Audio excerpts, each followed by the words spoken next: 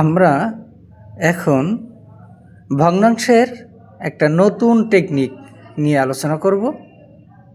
এখানে দেখা যাচ্ছে আমরা ৭৭ বিয়োগ 3/11 এগুলো অনেক জটিল অবস্থার সৃষ্টি করে। আমরা এটাকে প্রথমে আমরা সহজেই আমরা অত কিছু না ভেবেই এখানে যে ৭৭ আছে এখান থেকে 1 বাদ দিয়ে ৭৭ থেকে 1 বাদ দিলে কত হয়? ৭৬। এবং এখান থেকে 1 বাদ যাবে এবং 11 আর এই 3 এখান থেকে আমরা যদি 11 থেকে 3 বাদ দেই তাহলে থাকে 8 আর নিচে হবে 11। ঠিক একইভাবে আমরা এই অঙ্কটা করতে গেলে আমরা এখানে 53 থেকে 1 বাদ দেব, বাদ দিলে কত থাকে? 52।